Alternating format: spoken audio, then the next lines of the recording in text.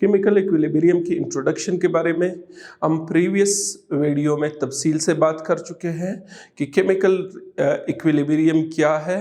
ये एक reversible chemical reaction की कैरेक्टरिस्टिक है। तो केमिकल इक्विलिब्रियम के बारे में हम बात कर चुके हैं। आज हम पढ़ेंगे law of mass action. Law of mass action के बारे में आपको ये बताता चलूं कि दो साइंटिस्ट थे जिनके नाम थे, इसको कुछ लोग गुल्टबर्ग कहते हैं, कुछ लोग गुलबर्ग। ये दो साइंटिस्ट थे गुलबर्ग एंड वेग। 1869 में इन्होंने एक लॉ पेश की जिसको कहते हैं लॉ ऑफ मास एक्शन। अब लॉ ऑफ मास एक्शन क्या स्टेट करती है, इसका एक स्टेटमेंट है, वो स्टेटमेंट आपको याद करना चाहिए। क्या कहती है? The rate at which a substance reacts is directly proportional to its active mass. यहां तक आप, ये पहला पार्ट है। यानी क्या कहता है कि जो सब्सटेंस रिएक्शन करता है उसका जो रेट है, किस स्थिति से किस रेट से वो रिएक्शन करता है, इसका इन्हिसार उसके एक्टिव मास के साथ है। और आगे क्या कहता है? And the rate of reaction, यानी केमिकल रिएक्शन की जो रेट है वो डायरेक्टली प्रोपोर्शनल है to the product of the active masses of the reacting substances. यानी जो सब्सटेंसेस रिएक्शन करते हैं, यानी जो रिएक्टेंट्स हैं, उनका जो असल ज़रब है उनके एक्टिव मासेस का, रिएक्शन का रेट उनके साथ डायरेक्टली प्रोपोर्शनल है। ये तो लॉ की स्टेटमेंट है। अब आगे हम मैथमेटिकली जब इसको करेंगे तो आपको समझ आएगा। तो यहाँ तक आपको ये बताता चलो, पहला हिस्सा क्या है कि जिस रेट से कोई भी सब्सटेंस रिएक्शन करता है वो उसके एक्टिव मास पर डिपेंड करता है, नंबर 1।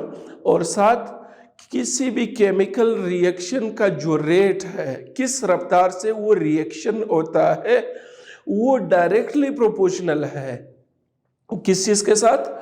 जो चीजें मिलते हैं उन, यानी जो रिएक्टेंट्स हैं उनके एक्टिव मासेस के साथ क्या है, उनका डायरेक्ट ताल्लुक है, डायरेक्टली प्रोपोर्शनल है। यानी एक्टिव मासेस अगर बढ़ते हैं तो रिएक्शन का रेट ज़्यादा होगा। अगर एक्टिव मासेस कम है, उनकी कंसंट्रेशन लो है रिएक्टेंट्स की, तो रिएक्शन का रेट भी क्या होगा? स्लो होगा। अब सबसे पहले मैं आपको ये जो टर्म है एक्टिव मास, यहाँ पे भी एक्टिव मासेस, एक्टिव मासेस का क्या मतलब है? एक्टिव मासेस का यानी जब आप दो चीजें मिलाते हैं, वो आपस में रिएक्शन करते हैं, तो जरूरी नहीं है कि वो उसका 100% क्वांटिटी रिएक्शन करे। यानी उसका वो हिस्सा जो रिएक्शन में हिस्सा लेता है उसको क्या कहते हैं? एक्टिव मासेस कहते हैं, जो रिएक्शन में हिस्सा लेता है। आसान अल्फाज में हम इसको आम तौर पे, ये एक्टिव मासेस को हम, ये जो ब्रैकेट्स हैं इनसे इस तरह, ये एक्टिव मासेस, इसको हम इससे शो करते हैं। ये क्या है? एक्टिव मास रिप्रेजेंट तो इससे करते हैं। अब ये है क्या? दूसरे अल्फाज में एक्टिव मासेस जो है वो क्या है? एक्टिव मास का मतलब ये है मोलर कंसंट्रेशन। किसी, you can also say like this, active mass को हम ये स्क्वायर ब्रैकेट से शो करते हैं। दूसरे अल्फाज में एक्टिव मास उस रिएक्टेंट की जो मोलर कंसंट्रेशन है उसको क्या कहते हैं? एक्टिव मास कहते हैं। इसका यूनिट क्या है? मोल पर लीटर। मोल पर लीटर, इस तरह भी क्यूबिक डेसीमीटर और लीटर एक चीज है। So this is the unit of active mass. अब ये आगे आपको क्लियर होगा। यानी अब हम क्या करते हैं, ये जो लॉ ऑफ मास एक्शन है, ये इसका मुख्तसर अल्फाज में ये है कि ये इसका ताल्लुक किस चीज़ के साथ है, यानी जो रिएक्टेंट्स आपने उठाए हैं, जो रिएक्शन कर रहे होते हैं, उनकी जो कंसंट्रेशन है उसका रिएक्शन के रेट के साथ क्या ताल्लुक है। यानी जब हम ये बात करते हैं कि how fast the reaction is, how slow the reaction is, तो इसका ताल्लुक, डायरेक्ट ताल्लुक किस चीज़ के साथ है, आपके रिएक्टेंट्स की कंसंट्रेशन, या मोर प्रिसाइजली जब हम बात करते हैं आपके रिएक्टेंट्स की एक्टिव मासेस के साथ इसका ताल्लुक है। अंडरस्टैंड? यानी अगर आपके रिएक्टेंट की कंसंट्रेशन ज़्यादा है, एक्टिव मासेस ज़्यादा है, तो रिएक्शन का रेट भी क्या होगा, ज़्यादा होगा। बस लॉ ऑफ मास एक्शन यही बात कहती है। अगर आपके जो ए और बी आप मिलाते हैं वो आपके रिएक्टेंट्स हो गए, इनकी कंसंट्रेशन अगर ज़्यादा है तो रिएक्शन ज़्यादा तेज़ी से होगा। अगर इनकी कंसंट्रेशन या एक्टिव मास कम है तो रिएक्शन क्या होगा, स्लो होगा। ये उसकी स्टेटमेंट है। ये देखो, the rate of reaction is directly proportional to the product of the active masses of the reacting substances. जो चीजें रिएक्शन कर रहे हैं उनके एक्टिव मासेस के असल ज़रब। अब हम मैथमेटिकली बात करते हैं। सपोज हमारे साथ ये एक रिएक्शन है, एक जनरल रिएक्शन हम लेते हैं, A प्लस बी। ये क्या है, ये एक रिवर्सेबल केमिकल रिएक्शन है। इसे क्या बनता है, C प्लस D। ये हमारे क्या है, product. A and B reacts to form C and D। और एक बात, ये जब पूरा चैप्टर हम पढ़ेंगे तो ये आपके ज़हन में हो, हम जो भी बात करते हैं वो रिवर्सेबल केमिकल रिएक्शन की बात करते हैं, ठीक। अच्छा, अब हमने ये एक रिएक्शन हमने सपोज कर दिया कि A और B हमारे रिएक्टेंट्स है, ये मिलते हैं, C और D बनता है। और चूंकि ये रिवर्सेबल रिएक्शन है, C और D वापस क्या करते हैं, ये हमारे साथ वापस मिल जाते हैं, तो उनसे A और B बनता है, because it's a reversible reaction. अब हम ये इसका क्या मतलब है, active mass of A, concentration of A, square bracket मैंने आपको बता दिया कि स्क्वायर ब्रैकेट किस चीज को शो कर रहा है, एक्टिव मास या मोलर कंसंट्रेशन को। तो अगर हमारे साथ A जो है ये इसका एक्टिव मास है, और B के लिए फिर ये B, ये C और ये D, ठीक। ये स्क्वायर ब्रैकेट क्या शो कर रहा है, active masses are the concentration of what, concentration of, यानी रिएक्टेंट्स के भी हमने दिखा है और प्रोडक्ट्स के भी हमने दिखा है। अब हम ये बात करते हैं कि according to law of mass action, law of mass action क्या कहता है।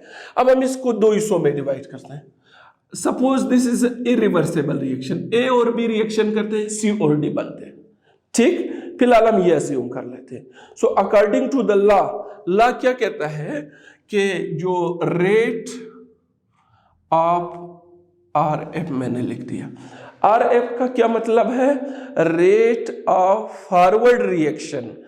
फॉरवर्ड रिएक्शन क्या है, A और B मिलते हैं, C और D हमारे प्रोडक्ट्स हैं।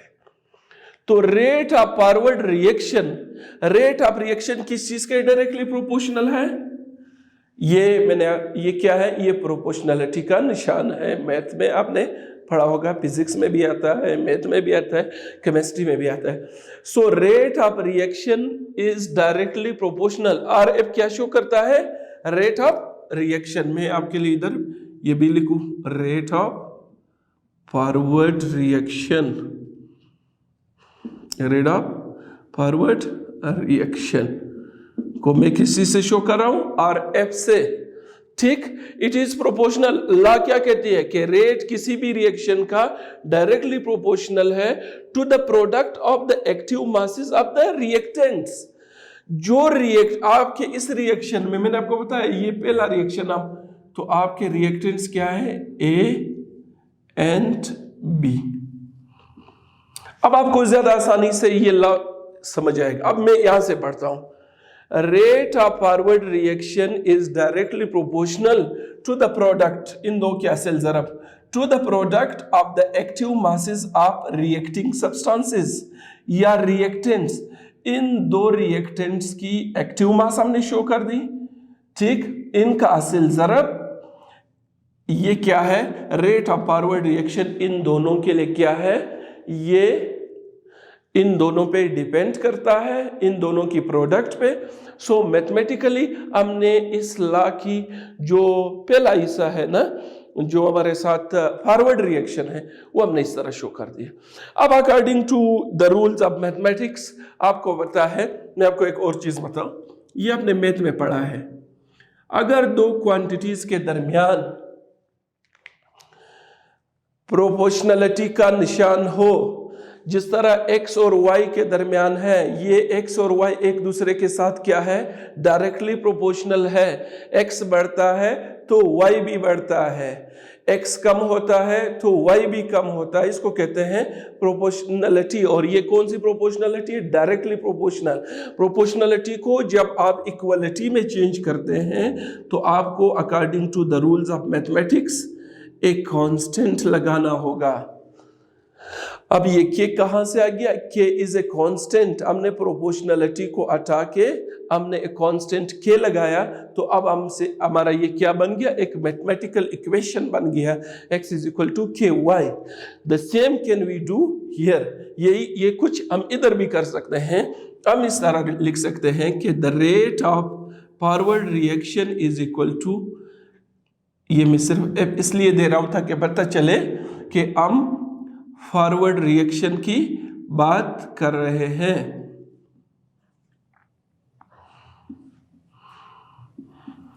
Let it be our equation. यहां पर हमने क्या किया, प्रोपोर्शनलिटी को हटाया, उसकी जगह पर हमने क्या लगाया, कांस्टेंट लगाया। ये क्या है, ये प्रोपोर्शनलिटी कांस्टेंट है, ये एक मखसूस कांस्टेंट, इसको आप स्पेसिफिक रेट कांस्टेंट भी कह सकते हैं। तो ये हमारे साथ क्या बन गया कि रेट ऑफ फॉरवर्ड रिएक्शन अगर आपने निकालना है तो क्या होगा, ये हमारे साथ कांस्टेंट और ये एक्टिव मासेस, ठीक। ये हमने क्या किया, फॉरवर्ड रिएक्शन के लिए ये काम कर दिया। अब हमारे सिस्टम में कल हमने प्रीवियस वीडियो में हमने बात की थी कि सी और डी जो है वो रिएक्शन करते हैं, उनसे क्या बनता है, ए प्लस बी बनता है, ठीक। अगर हम इस रिएक्शन को अभी टेक इनटू अकाउंट ले लें, ये रिवर्स रिएक्शन, तो रिवर्स रिएक्शन की भी रेट ऑफ रिवर्स, जिस तरह ये रेट ऑफ फॉरवर्ड रिएक्शन था, तो ये क्या है, आर क्या है, रेट ऑफ रिवर्स रिएक्शन, ठीक। Rate of reverse reaction according to law of mass action, ये भी क्या है, रिएक्टेंट्स के प्रोडक्ट के एक्टिव मासेस। अब आपने ये नहीं कहना है कि ये प्रोडक्ट्स हैं। अब इस केस में रिवर्स रिएक्शन में क्या है, सी और डी हमारे रिएक्टेंट्स है, उनसे क्या बन रहा है, ए और बी बन रहा है। तो लॉ ऑफ मास एक्शन ये क्या स्टेट करती है कि rate of the reaction is directly proportional to the product of the active masses of the reactants. इस केस में चूंकि ये रिएक्टेंट्स है और ये प्रोडक्ट्स है, सो जिस तरह ऊपर किया इसी तरह यहां पर भी हम क्या करते हैं, एक कांस्टेंट लगाना पड़ता है। Let it be our equation 2। अब ये क्या हो गया, हमने रिवर्स रिएक्शन के रेट की भी इक्वेशन बना दी, ठीक। तो ये फॉरवर्ड रिएक्शन के लिए हो गया, ये किस चीज के लिए होगा, रिवर्स रिएक्शन के लिए रेट हो गया। अच्छा, अब हम चूंकि पढ़ रहे, क्या आपको ये आपके ज़हन में होना चाहिए कि वी आर स्टडीइंग इक्विलिब्रियम। अच्छा, तो अगर ये रिएक्शन ए और बी सी डी बनते हैं, सी डी से वापस ए बी बनता है, इस रिएक्शन का अल्टीमेट डेस्टिनेशन क्या है, इसने इक्विलिब्रियम पे तो पहुंचना होगा। और आपको पता है इक्विलिब्रियम पर क्या होगा, दोनों रिएक्शन के रेट्स बराबर होते हैं। रेट ऑफ फॉरवर्ड रिएक्शन और रेट ऑफ रिवर्स रिएक्शन क्या होते हैं, बराबर होते हैं। अगर ये सपोज एट इक्विलिब्रियम, क्या हम ये अज्यूम करते हैं, सपोज ये रिएक्शन इक्विलिब्रियम पे पहुंचता है, तो एट इक्विलिब्रियम क्या सूरत-हाल है, rate of forward reaction rate of reverse reaction के बराबर है। ये हम पढ़ चुके हैं प्रीवियस वीडियो में। अब rate of forward reaction, rate of forward का equation 1, rate of reverse reaction का क्या है, या बैकवर्ड रिएक्शन भी आप कह सकते हैं, जो भी है आपके किताब में आप वही साइन यूज कर सकते हैं, ठीक। अच्छा, अब we can also write like this, ठीक। ये इन दोनों के रेट्स के इक्वेशन थे, ये दो भी एक दूसरे के बराबर होंगे। अब हम क्या करते हैं आगे, if we rearrange this equation, ये के हार है, इसको बराबर के इस तरफ लाते हैं, और ये ए बी, इसको जब उधर ले जाएंगे तो ये क्या हो जाएंगे, वहां पे डिवाइड हो जाएंगे। सो वी कुछ भी नहीं किया है, सिर्फ इस इक्वेशन को रीअरेंज कर दिया, के आर को इक्वलिटी के इस तरफ भेज दिया, बराबर के इस तरफ भेजा, तो ये डिवाइड हो गया। ये दो चीजें कंसंट्रेशन या एक्टिव मासेस, इनको इधर भेजा। तो अब हमारे साथ क्या सूरत-हाल बन गई, k f divided by k r is equal to C D की कंसंट्रेशन और डिवाइडेड बाई ए बी की कंसंट्रेशन। अब ये भी कांस्टेंट है, ये भी कांस्टेंट है, तो जब दोनों कांस्टेंट है तो इन दोनों का रेशियो भी क्या होगा, वो भी कांस्टेंट होगा। So we can write like this. अब मैं इधर आता हूं, अब मैं एक और कांस्टेंट लिखता हूं। अब यहां पर मैंने क्या कर दिया, सिर्फ ये कर दिया कि के f divided by k are, चूंकि ये दोनों कांस्टेंट है, इनकी जगह के सी लगा दिया, ठीक। के सी क्या हुआ, के सी किस चीज के बराबर है, सी डी की concentration divided by A B की कंसंट्रेशन। अब ये क्या है, यही सी डी जो है, इस चीज को कहते हैं, के सी को क्या कहते हैं, इक्विलिब्रियम कांस्टेंट। इसका नाम क्या है, इस कांस्टेंट का इक्विलिब्रियम कांस्टेंट है। अच्छा, तो ये हमारे साथ क्या बन गया, ये के सी जो है, दिस इज वेरी इंपॉर्टेंट। इसकी आगे हम इस पे बात करते हैं कि ये जो इक्वेशन अभी हमारे साथ बन गया, equation number 3, is a very important equation. आप किसी भी रिएक्शन का इक्विलिब्रियम कांस्टेंट इस तरीके से लिख सकते हैं। अब हर बार आपको तो इतनी डेरिवेशन नहीं करनी पड़ती है ना। अब मैं आपको एक और बात बताऊं थोड़ा सा,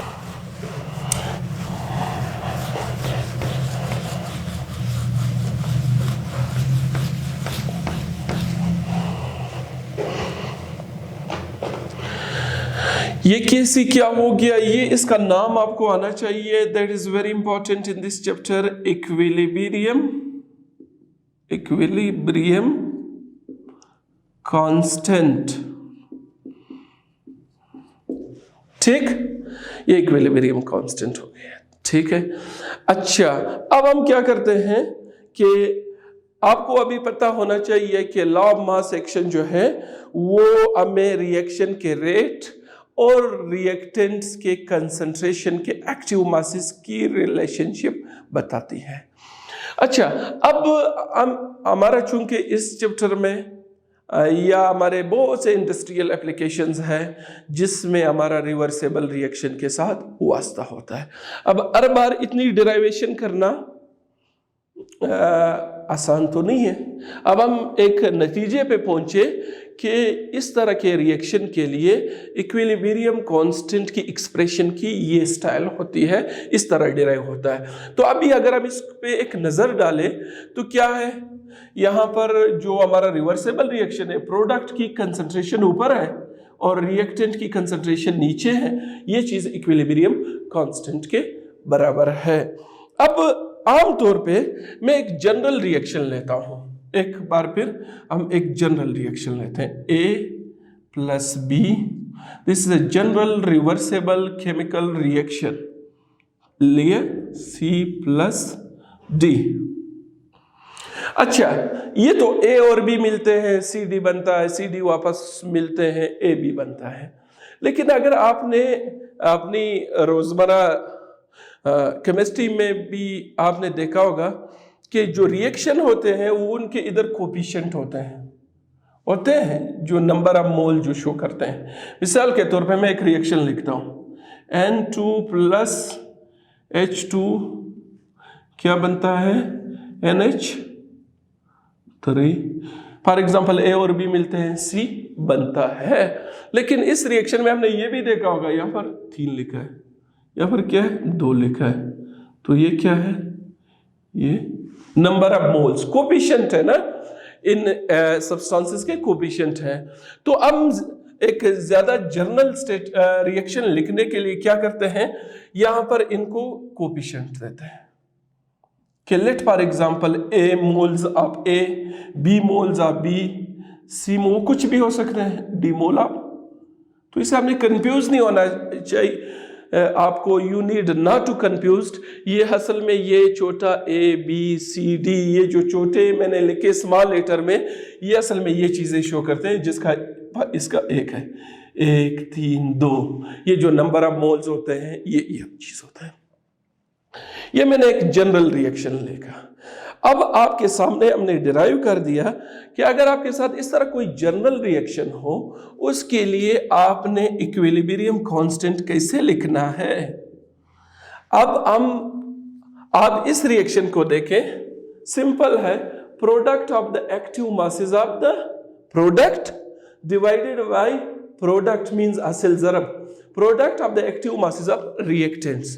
तो मैं यही काम इधर भी करता हूं कि ये जो C है, C की कंसंट्रेशन और D की कंसंट्रेशन या active mass divided by reactant वाले नीचे आ जाएंगे, उधर भी नीचे A B। अच्छा, अब इस वो जो हमने लिखा था, यहां पर हमने कोफिशिएंट नहीं लिखे थे, यहां पर हमने कोएफिशिएंट भी सब्सटेंसेस के लिखे हैं। तो इसका इक्विलिब्रियम कांस्टेंट लिखते वक्त आपके ज़हन में ये हो, अब ये C है, C का कोएफिशिएंट क्या है, इसको आपने इसका पावर, समझ आई। अब बात ये है, ये जो फार्मूला आपके पास अभी आ गया इक्विलिब्रियम कांस्टेंट का, let it be our equation number 4। अब आपको बार बार इतनी डिराइवेशन करने की जरूरत नहीं है, सिर्फ रिएक्शन को आप देखें, उस रिएक्शन का इक्विलिब्रियम कांस्टेंट आप प्रोडक्ट्स को ऊपर लिखे divided by the concentration of the reactants. ठीक, अब मैं आता हूं एक एग्जांपल के लिए। एग्जांपल क्या है, मिसाल के तौर पे ये एक रिएक्शन है, nitrogen and oxygen reacts with each other in a reversible reaction to form, क्या बनता है, इन दोनों का से बनता है नाइट्रिक ऑक्साइड, ठीक, 2NO बनता है, ये बनता है। अब आपने इसका इक्विलिब्रियम कांस्टेंट लिखना है, ये आपके साथ मौजूद है, कैसे लिखेंगे, बिस्मिल्लाह करते हैं, KC लिख दिया। अब इसको देखो, ऊपर को देखो, इन्होंने कैसे लिखा है, इन्होंने प्रोडक्ट्स जो है ना उनको ऊपर लिखा है, हम भी अपना प्रोडक्ट की एक्टिव मास को ऊपर लिखेंगे, लिख दिया।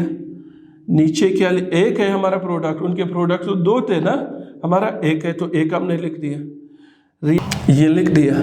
अब और क्या चीज में रह गया, कोई चीज अभी तक रहता है, कैन यू गेस, रहता ये है कि इन्होंने तो इधर raise to the power coefficient भी दिए, हमारा यहाँ का कोफिशिएंट 1 है, यहाँ का 1 है, इनकी लिखने की तो ज़रूरत ही नहीं है। यहाँ का कोफिशिएंट क्या है, 2 है, तो हम इसको भी पावर बनाएंगे। ठीक, तो ये अभी हमने क्या लिख दिया, हमने इस रिएक्शन के लिए इक्विलिब्रियम कांस्टेंट की एक्सप्रेशन लिख दी। Are you clear? I hope you would be clear. अच्छा, ये बहुत मशहूर रिएक्शन है, जब भी कोई इक्विलिब्रियम पड़ता है तो ये एबर प्रोसेस से अमोनिया जो तैयार होता है, नाइट्रोजन और हाइड्रोजन मिलते हैं, अमोनिया बनता है। अब इसका कैसे लिखेंगे? इसका इधर ही मैं लिखता हूं ताकि आपके लिए सहूलत हो। Kc बराबर है, अब आपको पता होना चाहिए active mass of the product ऊपर होना चाहिए, तो active mass of ammonia divided by active mass of reactant दो है, उनका प्रोडक्ट होगा। अब रेज टू द पावर क्या करेंगे? जिसका जो कोफिशिएंट हो, इसका कोफिशिएंट क्या है? 2 है। हाइड्रोजन की कोफिशिएंट 3 है, इसका क्या है? 1 की जरूरत नहीं है। तो ये हमने क्या कर दिया? इक्विलिब्रियम का कांस्टेंट हमने लिख दिया। किसके लिए? इस रिएक्शन के लिए। ठीक। अच्छा, तो ये हमारे साथ क्या हुआ? हमने लॉ ऑफ मास एक्शन को स्टार्ट किया, लॉ ऑफ मास एक्शन की मैथमेटिकल डिराइवेशन की, फिर एक जनरल रिएक्शन, फिर 2 हमने एग्जांपल्स दिए उनके लिए इक्विलिब्रियम। अब एक और आखिरी बात बताना है इस टॉपिक में ताकि आपके ज़हन में हो, ठीक, वो भी आपके कोर्स का हिस्सा है। अच्छा, अगर कोई रिएक्शन गैस फेज में होता हो, यानी उसके रिएक्टेंट्स भी गैसेस हो, प्रोडक्ट भी गैसेस हो, अब गैस की कंसंट्रेशन जो है वो हम कैसे बयान करते हैं? आमतौर पे आपने सुना होगा कि गैस की प्रेशर कम है, कोई टर्म है, लोग एहतिजाज करते हैं, ये नहीं कहते हैं कि गैस की कंसंट्रेशन कम है। So the concentration of the gas is expressed in terms of pressure.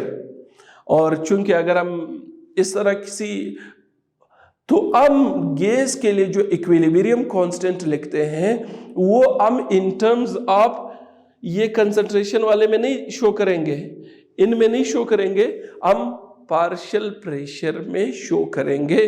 कुछ भी नहीं है उसमें भी मुश्किल, बिल्कुल आपने इजी लेना है। फॉर ए गैसियस सिस्टम, क्या फॉर ए गैसियस सिस्टम क्या होगा? जब आपके साथ फॉर ए गैसियस रिएक्शन तो आपको पता है हमारा यहाँ पे रिएक्शन से मुराद इरिवर्सिबल रिएक्शन होता है। For a gaseous reaction equilibrium constant हम इस तरह नहीं लिखेंगे, थोड़ा सा डिफरेंट लिखेंगे, क्योंकि यहाँ पर ये स्क्वायर ब्रैकेट मैंने आपको बताया एक्टिव मासेस यानी मोलर कंसंट्रेशन को शो करता है, लेकिन गैस के केस में क्या होगा? आपने सब्सटेंसेस की जो कंसंट्रेशन है वो in terms of their partial pressure show करनी है। सिंपल सी बात है, पहले वो वाला लिखते हैं Kc इज इक्वल टू, अगर इसी रिएक्शन को मैं ये समझूं कि ये AB गैस है, BB गैस है, CD all are the gases, so I should not write like this, I should write like this, PC PD वही है प्रोडक्ट्स की पार्शियल प्रेशर का प्रोडक्ट डिवाइडेड बाय रिएक्टेंट्स की पार्शियल प्रेशर का। ठीक। अब फिर वही बात है, अगर इनके कोफिशिएंट्स हो तो कोफिशिएंट को आप बेशक पावर बना ले, उसमें क्या मसला है। ठीक, ABCD। अब ये जो हमने लिखा, फिर हमने KC की बजाय क्या लिखना है? KP लिखना है, क्योंकि अब हम है तो वही इक्विलिब्रियम कांस्टेंट, सिर्फ equilibrium constant for a gaseous reaction, reversible reaction. तो उस केस में फिर आप ये जो है इस सूरत में लिखेंगे। ठीक, तो आई होप मेरी बातें आपको समझ आई होगी। मैं एक बार फिर मुख्तसर अपने लेक्चर का समरी आपको बताता हूं। आज हमने पढ़ा क्या? Law of mass action. Law of mass action की डेफिनेशन आपके बुक में मौजूद है। लॉ ऑफ मास एक्शन का ताल्लुक 2 चीजों के साथ है, यानी जब रिएक्शन होता है केमिकल रिएक्शन होता है, कोई भी रिएक्शन हो, चाहे वो रिवर्सेबल हो या इरिवर्सेबल हो, उसका रिएक्शन का जो रेट है उसका ताल्लुक रिएक्टेंट्स की कंसंट्रेशन के साथ, इन दो चीज़ों का ताल्लुक, रेट ऑफ द रिएक्शन और कंसंट्रेशन ऑफ द रिएक्टेंट्स। तो लॉ ऑफ मास एक्शन ये स्टेट करती है कि rate of a chemical reaction is directly proportional to the concentration or the active masses of the reactants। ये बात है, दो चीजें, दोनों वेरिएबल आपको बता दिया, रेट ऑफ रिएक्शन और कंसंट्रेशन ऑफ द रिएक्टेंट। फिर मैंने आपको बताया कि जो इस लॉ की मैथमेटिकल हमने एक्सप्रेशन कैसे लिखनी है, हमने एक जनरल रिएक्शन लिया A+B जिसे C और D बनते हैं, रिवर्सेबल रिएक्शन है। हमने रेट ऑफ फॉरवर्ड रिएक्शन, ये हमारे साथ क्या है, रिएक्टेंट्स की कंसंट्रेशन थी, रिएक्टेंट्स की कंसंट्रेशन डायरेक्टली प्रोपोर्शनल लॉ के मुताबिक लिखा, प्रोपोर्शनलिटी को हटाया, उसकी जगह क्या लगाया, एक कांस्टेंट Kf। तो ये हमारे साथ फॉरवर्ड रिएक्शन के लिए एक मैथमेटिकल स्टेटमेंट बन गई। फिर इसी तरह रिवर्सेबल रिएक्शन जो है वो क्या है, C और D के कंसंट्रेशन के साथ डायरेक्टली प्रोपोर्शनल है क्योंकि वो उसके रिएक्टेंट्स हैं। फिर हमने प्रोपोर्शनलिटी को हटाया, उनकी जगह हमने क्या लगाया, एक कांस्टेंट लगाया Kr। तो ये हमारे साथ स्टेटमेंट बन गया। फिर हमें पता है कि रिवर्सेबल रिएक्शन की जो अल्टीमेट डेस्टिनेशन है वो उसने पहुंचना कहाँ पे, इक्विलिब्रियम। हमें ये पता है कि इक्विलिब्रियम पे फॉरवर्ड रिएक्शन और रिवर्स रिएक्शन के रेट्स बराबर है। फिर हमने क्या किया, जो फॉरवर्ड रिएक्शन की जो मैथमेटिकल स्टेटमेंट थी और जो रिवर्स की थी, ये दो भी एक दूसरे के बराबर होंगे। फिर हमने इसको रीअरेंज कर दिया, Kf डिवाइडेड बाई Kr बन गया CD और AB। Kf Kr ये दोनों कांस्टेंट है, तो जब इन दो कांस्टेंट की रेशियो लेंगे तो वो भी कांस्टेंट आएगा, तो उसको हमने Kc का नाम दिया। अब Kc क्या है, इसको हम एक नाम देते हैं इक्विलिब्रियम कांस्टेंट। अब इससे हमें एक चीज क्लियर हो गया, अब बार बार इतना करने की जरूरत नहीं है।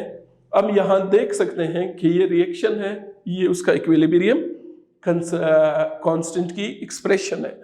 प्रोडक्ट वाले को ऊपर लिखो, उनके active masses divided by reactant वाले नीचे। तो ये हमारे साथ इक्विलिब्रियम कांस्टेंट की एक्सप्रेशन आ गई। फिर हमने कहा कि बाज़ औक़ात चूंकि रिएक्शन में जो रिएक्टिंग सब्सटेंसेस होते हैं या जो प्रोडक्ट्स होते हैं उनके साथ क्या होता है, नंबर ऑफ मोल्स मेंशन है। तो उसके लिए फिर हमने क्या किया, एक और जनरल हमने इक्वेशन लिया जहां पर क्या है, कोफिशिएंट्स भी लिखे होते हैं ना। तो ये कोफिशिएंट्स फिर हमने इसके लिए क्या किया, इक्विलिब्रियम कांस्टेंट लिखा। तो यहाँ से हमें ये समझ आया कि ये जो हमारे साथ क्या है कोफिशिएंट है, इनको हमने हर एक्टिव मास की का पावर बनाना है। तो ये हमारे पास आ गया ये इक्वेशन। इस इक्वेशन को आगे आप न्यूमेरिकल्स में इस पे हल कर सकते हैं। और इसके बाद फिर हमने लास्ट में एक बात की थी कि जब अगर हमारे साथ एक सिस्टम जो है वो गैसियस स्टेट में हो, तो फिर उस गैसियस स्टेट रिवर्सेबल रिएक्शन के लिए हमें क्या करना पड़ेगा, हमें in terms of partial pressure उनकी इक्विलिब्रियम कांस्टेंट लिखनी है। तो फिर Kc के बजाय उसका नाम क्या हो जाएगा, Kp हो जाएगा। और यहाँ पर एक्टिव मास हम नहीं लिखेंगे, partial pressure of C partial pressure of D divided by partial. तो ये हमारे साथ एक और स्टेटमेंट वजूद में आई, Kp इक्वेशन वजूद में आ गई, जिसको हम कहते हैं equilibrium constant in terms of partial pressure of the gases. तो ये आज का हमारा टॉपिक था, law of mass action. I hope that you would have understood. और अगर आप इसको बार बार देखेंगे तो मेरे ख्याल में प्रीवियस वीडियो के साथ आप अलाइन करेंगे तो आपको इंशाल्लाह बहुत कुछ समझ आ जाएगा। Thank you very much, see you in the next class.